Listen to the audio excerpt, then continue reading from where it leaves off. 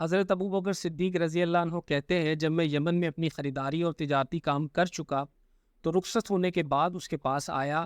اس وقت اس نے مجھ سے کہا میری طرف سے چند شعر سن لو جو میں نے اس نبی کی شان میں کہے ہیں۔ اس پر میں نے کہا اچھی بات ہے سناؤ۔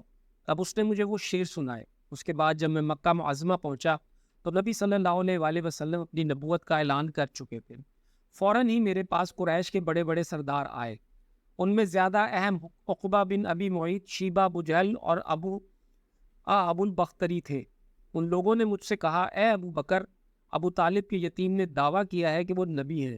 اگر آپ کا انتظار نہ ہوتا تو ہم اس وقت تک صبر نہ کرتے۔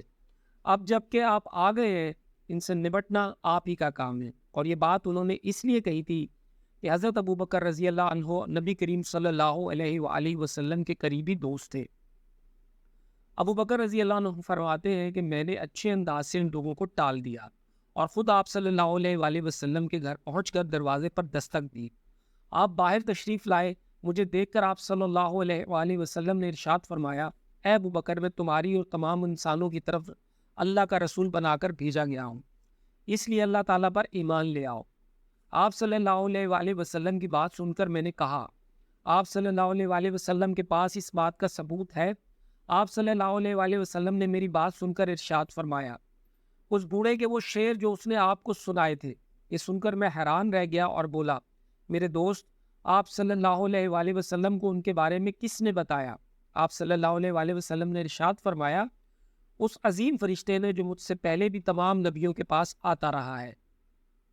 حضرت ابو بکر صدیق رضی اللہ عنہ نے عرض کیا اپنا ہاتھ لائیے، میں گواہی دیتا ہوں کہ اللہ کے سوا کوئی معبود نہیں اور یہ کہ آپ اللہ کے رسول صلی اللہ علیہ وآلہ وسلم ہیں۔ آپ صلی اللہ علیہ وآلہ وسلم میرے ایمان لانے پر بہت خوش ہوئے، مجھے سینے سے لگایا، پھر کلمہ پڑھ کر میں آپ صلی اللہ علیہ وآلہ وسلم کے پاس سے واپس آ گیا۔ مسلمان ہونے کے بعد حضرت ابو بکر صدیق رضی اللہ عنہ نے جو سب سے پہلا کام کیا وہ تھا اسلام کی تبلیغ۔ انہوں نے اپنے جاننے والوں کو اسلام کا پیغام دیا، انہیں اللہ اور اس کے رسول صلی اللہ علیہ وآلہ وسلم کی طرف بلایا۔ چنانچہ ان کی تبلیغ کے نتیجے میں حضرت عثمان بن عفان رضی اللہ عنہ مسلمان ہوئے۔ حضرت عثمان رضی اللہ عنہ کے مسلمان ہونے کی خبر ان کے چچا حکم کو ہوئی تو اس نے انہیں پکڑ لیا اور کہا تو اپنے باپ دادا کا دین چھوڑ کر محمد صلی اللہ علیہ وآلہ وسلم کا دین قبول کرتا ہے؟ اللہ کی قسم میں تجھے اس وقت تک نہیں چھوڑوں گا جب تک تو اس دین کو نہیں چھوڑے گا۔ اس کی بات سن کر حضرت عثمان غنی رضی اللہ عنہ نے فرمایا اللہ کی قسم میں اس دین کو کبھی نہیں چھوڑوں گا۔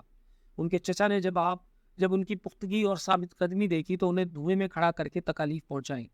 حضرت عثمان رضی اللہ عنہ ثابت قدم رہے۔ حضرت عثمان رضی اللہ عنہ کی فضیلت میں ایک حدیث میں آیا ہے کہ نبی کریم صلی اللہ علیہ وآلہ وسلم نے فرمایا جنت میں ہر نبی کا ایک رفیق یعنی ساتھی ہوتا ہے اور میرے ساتھی وہاں عثمان بن عفان ہوں گے۔ حضرت ابو بکر رضی اللہ عنہ نے اسلام کی تبلیغ جاری رکھی۔ آپ کی کوششوں سے حضرت عثمان رضی اللہ تعالیٰ عنہ کے بعد حضرت زبیر بن العوام رضی اللہ عنہ بھی مسلمان ہو گئے۔ اس وقت ان کی عمر 8 سال تھی۔ اسی طرح عبد الرحمن بن عوف رضی اللہ عنہ بھی حضرت ابو بکر صدیق رضی اللہ عنہ کی کوشش سے مسلمان ہوئے۔ جاہلیت کے زمانہ میں ان کا نام عبد القعبہ تھا۔ نبی کریم صلی اللہ علیہ وآلہ وسلم نے آپ کا نام عبد الرحمن رکھا۔ یہ عبد الرحمن بن عوف رضی اللہ عنہ کہتے ہیں امیہ ابن خلف میرا دوست تھا۔ ایک روز اس نے مجھ سے کہا تم نے اس نام کو چھوڑ دیا جو تمہارے باپ نے رکھا تھا؟ جواب میں نے کہا ہاں چھوڑ دیا۔ یہ سن کر وہ بولا میں رحمان کو نہیں جانتا، اس لیے میں تمہارا نام عبد الاعلیٰ رکھتا ہوں۔ چنانچہ مشرک اس روز سے مجھے عبد الاعلیٰ کہہ کر پکارنے لگے۔ حضرت عبد الرحمن بن عوف رضی اللہ عنہ اپنے اسلام لانے کا واقعہ اس طرح بیان کرتے ہیں میں اکثر یمن جایا کرتا تھا۔ جب بھی وہاں جاتا اسکلان بن واقف حمیری کے پاس ٹھہرا کرتا تھا اور جب بھی میں اس کے ہاں جاتا وہ مجھ سے پوچھا کرتا تھا کیا وہ شخص تم لوگوں میں ظاہر ہو گیا ہے جس کی شہرت اور کے چرچے ہیں؟ کیا تمہارے دین کے معاملے میں کسی نے مخالفت کا اعلان کیا ہے؟ میں ہمیشہ یہی کہا کرتا تھا کہ نہیں، ایسا کوئی شخص ظاہر نہیں ہوا۔ یہاں تک کہ وہ سال آ گیا جس میں نبی کریم صلی اللہ علیہ وآلہ وسلم کا ظہور ہوا۔ میں اس سال یمن گیا تو اسی کے یہاں ٹھہرا۔ اس نے یہی سوال پوچھا، تب میں نے اسے بتایا ہاں ان کا ظہور ہو گیا ہے، ان کی مخالفت بھی ہو رہی ہے۔ حضرت عبد الرحمن بن عوف کے بارے میں نبی اکرم صلی اللہ علیہ وآلہ وسلم نے ارشاد فرمایا تم زمین والوں میں بھی امانت دار ہو اور آسمان والوں میں بھی۔ حضرت عبد الرحمن بن عوف رضی اللہ عنہ کے بارے میں کے بعد حضرت ابو بکر صدیق رضی اللہ تعالیٰ عنہ نے حضرت سعد بن ابی وقاص رضی اللہ عنہ کو بھی اسلام کی دعوت دی. انہوں نے کوئی ہچکچاہٹ ظاہر نہ کی. فوراً حضور نبی کریم صلی اللہ علیہ وآلہ وسلم کے پاس چلے آئے. آپ صلی اللہ علیہ وآلہ وسلم سے آپ کے پیغام کے بارے میں پوچھا. آپ صلی اللہ علیہ وآلہ وسلم نے انہیں بتایا تو یہ اسی وقت مسلمان ہو گئے.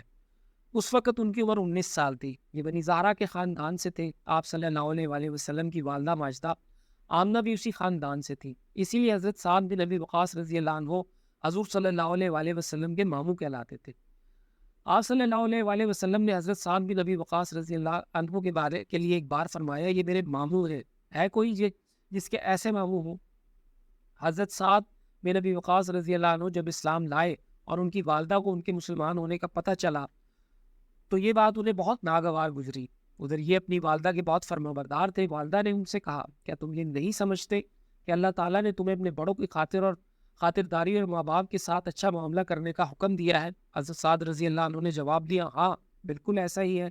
یہ جواب سن کر والدہ نے کہا بس تو خدا کی قسم میں اس وقت تک کھانا نہیں کھاؤں گی جب تک محمد صلی اللہ علیہ وآلہ وسلم کے لائے ہوئے پیغام کو کفر نہیں کہو گے اور اصحاف اور نائلہ بتوں کو جا کر چھوؤ گے نہیں. اس وقت کے مشرکوں کا طریقہ یہ تھا کہ ان بتوں کے کھلے منہ میں کھانا اور شراب ڈالا کرتے تھے. اب والدہ نے کھانا پینا چھوڑ دیا. حضرت سعد رضی اللہ عنہ نے اپنی والدہ سے کہا خدا کی قسم ماں تمہیں نہیں معلوم اگر تمہارے پاس 1000 زندگیاں ہوتی اور وہ سب ایک ایک کر کے اس وجہ سے ختم ہوتی تب بھی میں نبی کریم صلی اللہ علیہ وآلہ وسلم کے دین کو ہرگز نہ چھوڑتا. اس لیے اب یہ تمہاری مرضی ہے کھاؤ یا نہ کھاؤ. جب ماں نے ان کی یہ مضبوطی دیکھی تو کھانا شروع کر دیا. تاہم اس نے اب ایک اور کام کیا. دروازے پر آ گئی اور چیخ چیخ کر کہنے لگی کیا مجھے ایسے مددگار نہیں مل سکتے جو سعد کے معاملے میں میری مدد کریں تاکہ میں اسے گھر میں قید کر دوں اور قید کی حالت میں یہ مر جائے یا اپنے نئے دین کو چھوڑ دے. حضرت سعد فرماتے ہیں میں نے یہ الفاظ سنے تو ماں سے کہا میں تمہارے گھر کا رخ بھی نہیں کروں گا. اس کے بعد حضرت سعد رضی اللہ عنہ کچھ دن تک گھر نہ آئے. والدہ تنگ آ گئی اور اس نے پیغام بھیجا تم گھر آ جاؤ دوسروں کے مہمان بن کر ہمیں شرمندہ نہ کرو. چنانچہ یہ گھر چلے آئے. اب گھر والوں نے پیار محبت سے سمجھانا شروع کیا. وہ ان کے بھائی عامر کی مثال دے کر کہتی تھی دیکھو عامر کتنا اچھا ہے اس نے اپنے باپ دادا کا دین نہیں چھوڑا. لیکن پھر ان کے بھائی بھی عامر بھی مسلمان ہو گئے. اب تو والدہ کے غضب و غضب کی انتہا نہ رہی.